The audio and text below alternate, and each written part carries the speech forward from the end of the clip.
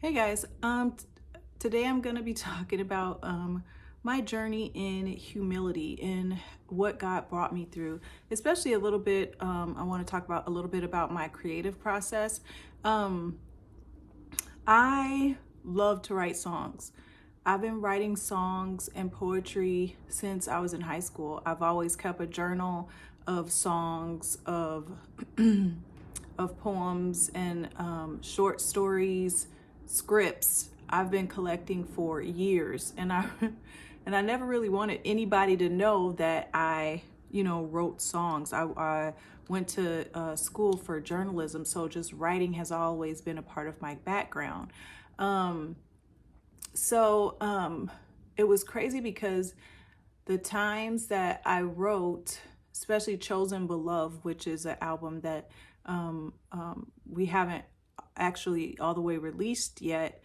My husband and I are still working on it, but it was amazing because when I met my husband, um, I was trying to figure out melodies and stuff like that to that album and parts of the song structure, how the music kind of flowed together. And because I'm not musically inclined, which I said before, um, it was really hard for me to kind of understand that until I met my husband, who was able to really decode music in a way that was really divine because he kind of just captured the essence of what I was trying to do artistically.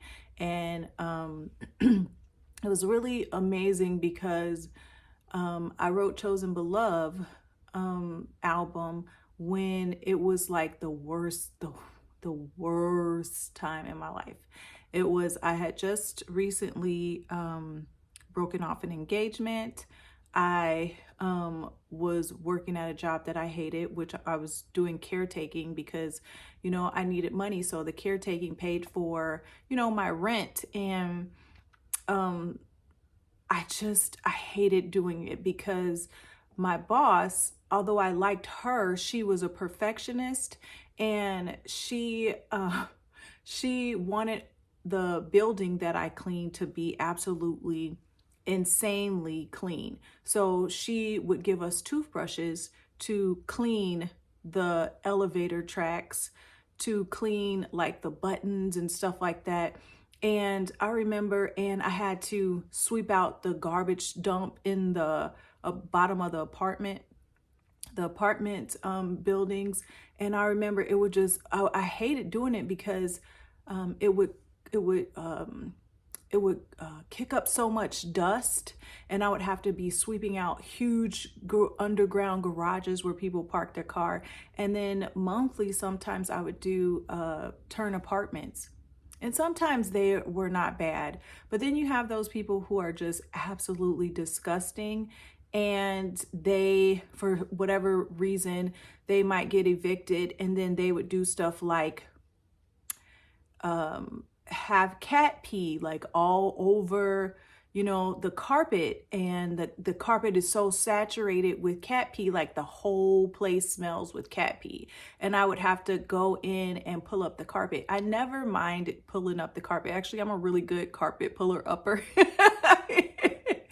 I never really mind like pulling up the carpet, but sometimes ripping out carpet. But sometimes when people's cats would pee, and they would just like let it to stay there, it would become so disgusting. So you have to rip up the carpet, and then you would have to put Kills on the floor, which is like this kind of white paint that covers odor, to get the cat smell out of the base floor, the subfloor of the apartment. And I remember just being like, God, I am just going through the love of my life at that time just broke my heart just in several pieces. And it was just like, man, this is just hard. It was just hard. And then sometimes you would get these my manager would give me apartment turnovers, which is when you have a certain amount of time before the person moves out before the new tenant moves in. It's called a turnover, and you would have to hurry up and clean that apartment, before the new person moves in. And sometimes they would that would happen, it would only be like a 3-day turnover or 2 days sometimes. And so whatever the condition of the apartment was in, you had to hurry up and get it ready for the new tenant. And sometimes how people would leave the apartment would be absolutely disgusting. And so I remember one time I went in one of the apartments, and I think that individual person got evicted, and they had smeared feces all over the wall in the bathroom. And I remember being like, I cannot clean this. This is just, you know how you just have that place where you just like, that point where you just like, I'm not doing it. Well, that was my plate. That was my point. And I had another time like that, and it was like, someone was a hoarder, I remember. and I remember going, and they were moving, and I remember going in the apartment, and they had papers stacked up from the floor to the ceiling. You couldn't, when you went in the kitchen, you couldn't even see the countertops because it was covered in papers, cereal boxes. It was just everywhere where you could not walk in the person's apartment. It was stuff everywhere. I had never seen anything like that in real life. You know, I saw it on TV, but I was like, surely people don't really live like this.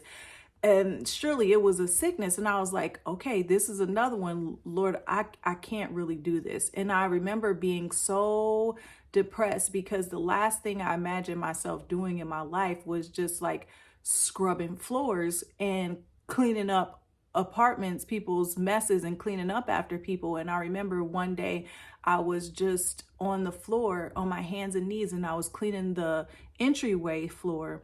And I remember I was really scrubbing the floor really hard. And this person came in from outside and walked past me. And he said, you know what, when you're done scrubbing this floor, can you help do mine? And I remember just my heart just cracking, like,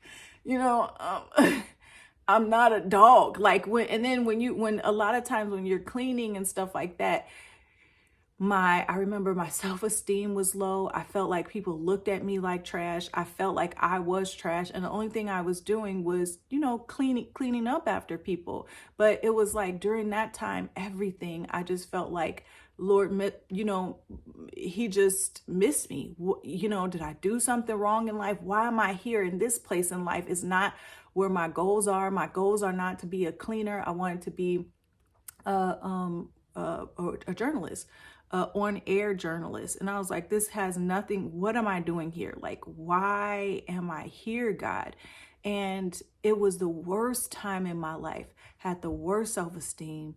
My relationship was over. I had the worst job ever. And I'm sitting up here cleaning up after people who make nasty duck messes on the wall. Their cat peas and craps everywhere.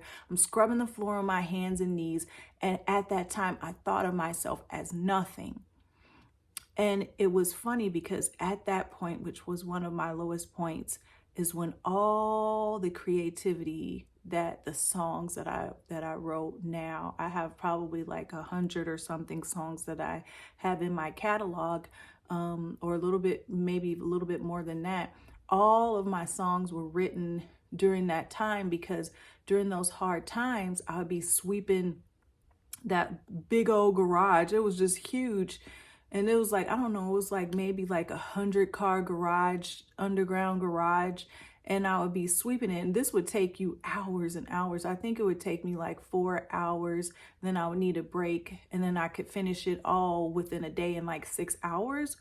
And so I would just be down there sweeping and humming these melodies and sweeping and trying to get words for songs. And someone gave me a prophecy a while before that I started working at this job, that God wanted me to keep a notebook, keep a pen and a paper, keep a recorder, so that I could always, write down the inspirations of the songs that he was giving me. And I remember feeling like God just totally left me during that time. I felt so so horribly abandoned by God, because I was like, God, I'm your daughter. Why would you leave me to be like this servant?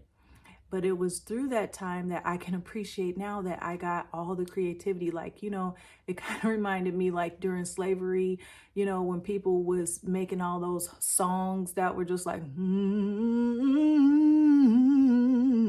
the songs that kind of like touch your soul, that you feel in the bottom of your soul, especially when you listen to some of them now, because that in the time that they were writing those songs, or those hymns, or those groanings and stuff, they were soul groanings, and you just felt them. You had it didn't even have to have any words. You just felt those groanings and you felt that pain of what they were going through during that time. So that was all during that season. And I think I was like, it was like in my early 20s. And, I just remember just feeling like so hopeless, and that I was going to be stuck doing this job forever.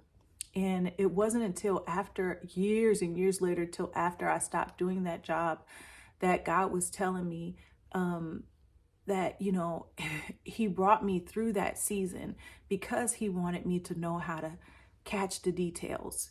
Being a caretaker and learning how to properly actually clean a house has actually helped me, sell a few houses that we've had here. The skills that I learned cleaning and staging and preparing a house has helped us when we're ready to, when we got ready to sell our houses. And so it was like he wanted me to not miss details. When I was on the floor scrubbing, with toothbrushes, like, Anea, I need you to catch these details. Here is a place where people don't really notice that, from your shoes, you kick out dirt in these elevator tracks, and it gets dirty in there. I never saw dirt in the elevator tracks before. That was something I missed, but she made me realize that, yeah, dirt gets in there. And then what she would do is she would drop a penny in the hallway to see if we would catch it and pick it up, to see if we were like actually vacuuming the hallways, to make sure that we were catching the details. So God was telling me, I want you to be detail oriented. When it's something that I have, a message that I have for my people, I want you to catch the details. You got to see between the cracks. And I was like, man, God, that's really deep. And then it was like, oh my gosh, when I was cleaning up those messes, that crap, just the worst situations, it was like, yeah, you can understand that sometimes the people that you minister to are in the worst situations. Sometimes you're going to have to weed through a bunch of crap, but you're still going to have to come out, and you're still going to have to, either how sin kind of shows up in our life. We're like drenched in sin, but then God washes us up and makes us white as snow. It's like the same thing. Sometimes you gotta do what's hard to get the benefit of what God wants, which is like a clean heart, a clean spirit. And it's just crazy, because even though in those hard times I had to go through them, and I know now I had to go through them, it built such character. And that's a lot of times what hard times do. They build character, and they push you in areas that you never knew that you could do. Like, I was just like, I would never, be washing nobody's cat crap off the floor, doing something disgusting. But when I found myself doing it, and it was just like, no, God wants you to be in a place of humility. I'm just like, I see it now, and I thank God for the experience. It was hard now. It was very hard, but I see it because it helped make me. I don't think of myself higher than I ought to. I don't tell people, hey, I try not to tell people like, you need to do this, or I'm better than you. No, I don't feel like that way at all. What I do feel like is, hey, I'm sharing advice of the things that I've learned that's helped me in my life. And I feel like a lot of that is missing, just kind of being transparent. Like, hey, I don't got this stuff all figured out. I'm not the Jesus guru. He's a mystery still to me. Things go from glory to glory. He will advance you in one area and then pull you back in another area. And it's just like it's constantly this give and take. You're constantly learning about God and growing and understanding more. And he's also always revealing revelation to you, give and take, So I'm like, the thing that I want people to do the most is don't follow after me, learn from my mistakes. Don't follow after me, follow after God. Don't seek after me, seek after him. Because I'm gonna make mistakes. I make mistakes all the time. And I'm very proud to say I do. I get it wrong. I fall on my face. That's okay. That's a part of the life experience of, doing stuff you hate to do, learning from that, it's stretching you and continuing to continue it continues to help you to grow. So I just wanted to share, that's kind of how I learned humility. Being on my knees, scrubbing the floor, having people look at me like you're nothing, and having God affirm me as, this is just a job, this is just a job for now. You're not going to be doing this forever. I remember when it's time for me to quit, I was so excited. I was like, have this job, have this job. You can have this stinking job back. I didn't want to. When it was time for me to go, I was like, deuces, facts. I was like, deuces, I'm through, because I believe everything that God wanted me to learn in that time, in that season, it broke me. And that was his intention, to break my pride, to have me not feel like I'm better than anybody else. And for me to learn, hey, you got to catch those details. You got to jump in with the muck sometimes, and you got to do some of the things you don't want to do. If that requires, if God tells me to do it and requires me getting in a place that I don't want to do, and just yielding to that, because I know in and of itself, God has a perfect plan for me. And that is way better than the plan I had for myself. So I hope that helps. Be blessed.